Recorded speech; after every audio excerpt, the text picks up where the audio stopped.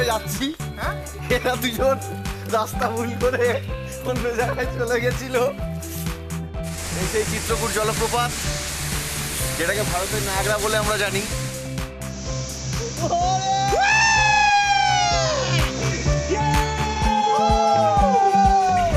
আমাদের পার্টনার যারা আমাদের সঙ্গে গাড়ি শেয়ার করছে পিছনে আছে।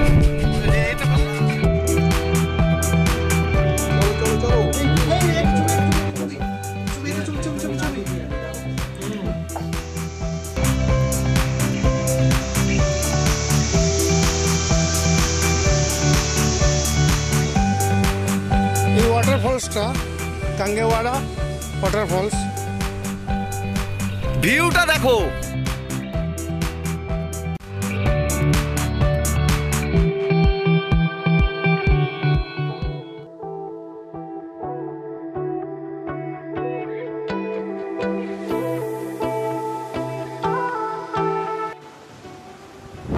হাই বন্ধুরা, তোমরা সবাই কেমন আছো?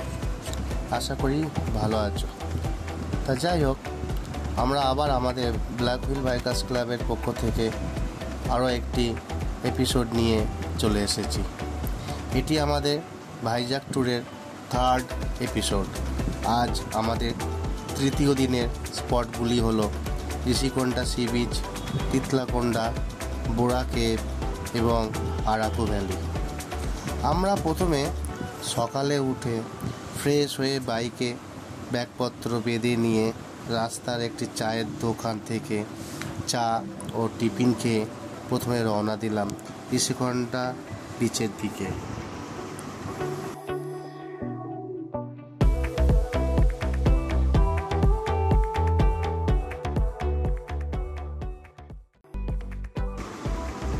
সাথে আমাদের টাইমস অফ ইন্ডিয়া রিপোর্টার দাদা আছে। ঋষিকোন্ডা সি বিচ সত্যি অসাধারণ একটি জায়গা, যেখানে অনেক মানুষের সমাগম দেখে সত্যি খুব ভালো লাগলো। আর আমরা সবাই জানি সুন্দর জায়গায় মানুষের সমাগম একটু বেশি হয় অন্যান্য জায়গার তুলনায়। যাই হোক, আমরা কিছু ছবি তুললাম, সাথে সেলফিও, আর সঙ্গে ছিল আমাদের ইন্টারভিউ দেওয়া পর্ব, যেটি টাইমস অফ ইন্ডিয়াতে পরের দিন খবর হয়েছিল। লিঙ্কটি ডেসক্রিপশানে দেওয়া আছে, আপনারা চাইলে লিঙ্কে ক্লিক করে দেখে নিতে পারেন।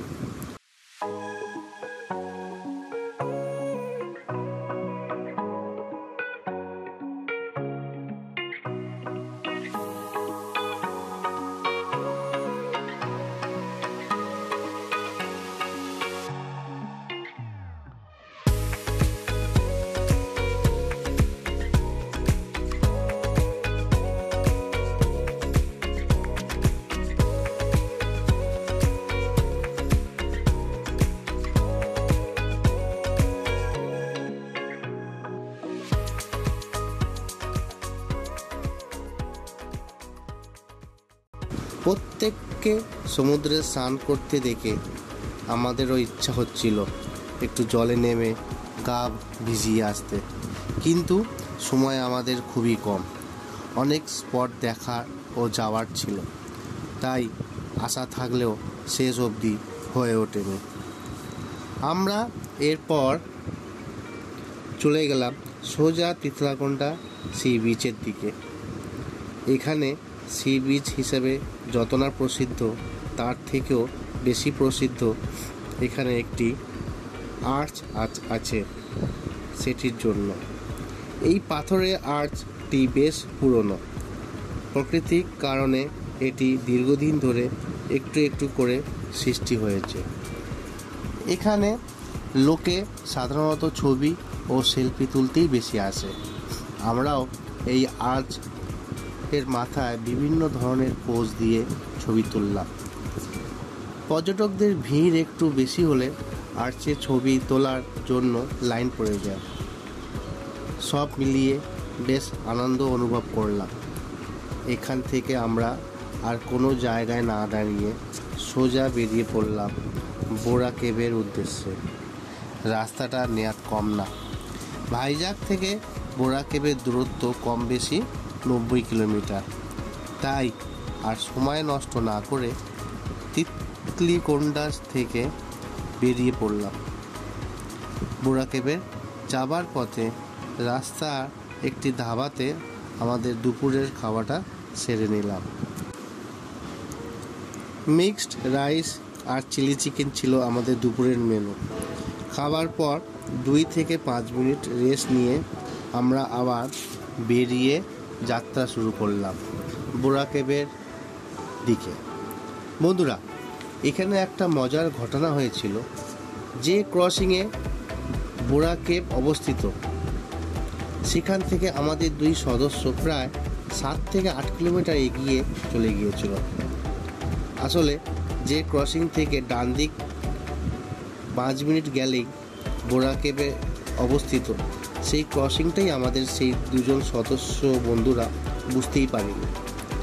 আর সেই ক্রসিংয়ের কোনো বোর্ড বা অ্যারো চিহ্ন কিছুই ছিল না। আসলে যাওয়ার পথে এরকম ক্রসিং অনেক পড়েছে, সবই একই দেখতে। তাই আসল যে ক্রসিং থেকে রাইট টার্ন নিতে হবে, সেটাই অ্যাভয়েড করে তারা চলে গিয়েছিল। দ্বিতীয়ত, নেভিগেশনও ঠিক মতন আইডেন্টিফাই করতে পারছিল না, যার ফলে একটু কনফিউজ মতন হয়ে গিয়েছিল। পরে তাদেরকে কল করে পেছনে আসার জন্য বলা হয়। এতে করে 7 কিলোমিটার করে যাওয়া আসা মিলিয়ে 14 কিলোমিটার বেকার গেল, তার সাথে মূল্যবান সময়ও গেল। যাই হোক, আর কি করা যাবে, বাইরে বাইক ট্যুর করলে একটু এদিক সেদিক হয়েই থাকে, এসব নিয়ে বেশি ভেবে কোনো লাভ নেই। তবে এই সময়টা নষ্ট হওয়ার ফলে আমাদের আরাকু ভ্যালিতে যেতে একটু দেরি হয়েছিল। যাই হোক, আমরা বুড়া কেবে শেষ অবধি গেলাম, টিকিট কাটলাম। টিকিট মূল্য 100 টাকা করে। আমরা ভেতরে প্রবেশ করলাম। সত্যি অদ্ভুত একটি জিনিস দেখলাম। এত বিরাট একটি গুহা, যার ভেতরে দৈর্ঘ্য বিশাল। আমি এইটুকু বলতে পারি জোর দিয়ে, সব ট্যুরিস্ট মনে হয় না পুরোটা, অর্থাৎ গুহার শেষ প্রান্ত অবধি কেউ শেষ করে বা ঘুরে আসে। আমরা বুঝতে পেরেছিলাম এইটা দেখে যে গুহার প্রবেশদ্বারে যতজনকে দেখেছিলাম, শেষ প্রান্তে কিন্তু অত মানুষ ছিল না। এর থেকে সহজেই বোঝা যায় সবাই বুড়া কেবের অর্ধেক পথ পর্যন্ত গিয়ে আবার ফিরে আসে। খুব কম সংখ্যক লোক পুরো শেষ প্রান্ত অবধি যায়। যাই হোক, আমাদের এখানে সময়টা বেশি দিয়ে ফেলেছিলাম। আসলে এত ভালো লাগছিল জায়গাটা, তাই ফিরে আসতে মন চাইছিল না।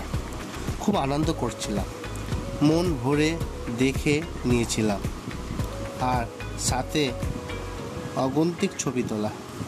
আমরা বুড়া কেব থেকে বেরিয়ে বাইরে একটি করে ডাব খেয়েছিলাম, পিপাসা দূর করার চেষ্টা করেছিলাম। আমাদের এখান থেকে আরাকু ভ্যালির দিকে রওনা হতে দেরি হয়েছিল, যার জন্য আমরা আরাকু ভ্যালিতে যখন প্রবেশ করলাম তখন অলরেডি সন্ধে হয়ে অন্ধকার হয়ে গেছিল। তাই আমরা কোনো ছবি তো তুলতেই পারিনি আরাকু ভ্যালির। উল্টে কোনো রুমও পাওয়া যাচ্ছিল না, যদিও বা পাওয়া যাচ্ছিল তাও 2000 টাকা কমে না। হোটেল ছাড়াও তাঁবুতে থাকার জন্য চেষ্টা করেছিলাম, ওরাও 1000 চেয়েছিল। কিন্তু সমস্যা হলো মোবাইল বা টর্চ চার্জ দেওয়ার মতন কোনো রকম ব্যবস্থা তাদের ছিল না। তাই আমাদের তাঁবুতে থাকার ইচ্ছা থাকলেও তা আমাদের হয়ে ওঠেনি। এখানে একটা কথা বলে রাখি বন্ধুরা, আমরাও টেন্ট ক্যারি করেছিলাম, আমরাও পারলে কাটাতে পারতাম, কিন্তু সমস্যা সেই কারেন্ট না পাওয়া। আমরা আরাকু ভ্যালি যেতে যেতে সবকটা হোটেলে নক করতে করতে গিয়েছিলাম। শেষে আমরা আরাকু ভ্যালি টপে গিয়ে একটি হোটেল পেলাম, সেখানে আমরা রাতটা কাটালাম আর খাওয়া দাওয়া করলাম। দুঃখের বিষয়, আমরা আরাকু ভ্যালির দিনের আলোর ভিউটা দেখতে পেলাম না, আর ছবিও তুলতে পারিনি। যাই হোক, আমাদের এই আকাঙ্ক্ষা থেকেই গেল। এত দূর থেকে এসে কিছু দেখতে পেলাম না, তবে পরের দিন সকালবেলা যখন ফিরছিলাম তখন দিনের আলো পেলেও কুয়াশার জন্য কোনো ছবি তুলতে পারিনি। আফসোস একটা থেকেই গেল। প্রতিবারের মতন এবারও সেই একই কথা বলবো, আমাদের ভিডিওটি ভালো লাগলে অবশ্যই লাইক, শেয়ার এবং কমেন্ট করতে ভুলবেন না। সাথে পাশে থাকা লাল রঙের সাবস্ক্রাইব বোতামটি প্রেস করে অল অপশানটি প্রেস করতে ভুলবেন না। এর ফলে আমাদের চ্যানেলে আরও নতুন নতুন ভিডিও আপলোড করলে সবার আগে আপনার কাছে পৌঁছাতে সময় লাগবে না। নমস্কার, ভালো থাকবেন আর মুখে মাস্ক পরতে একদম ভুলবেন না।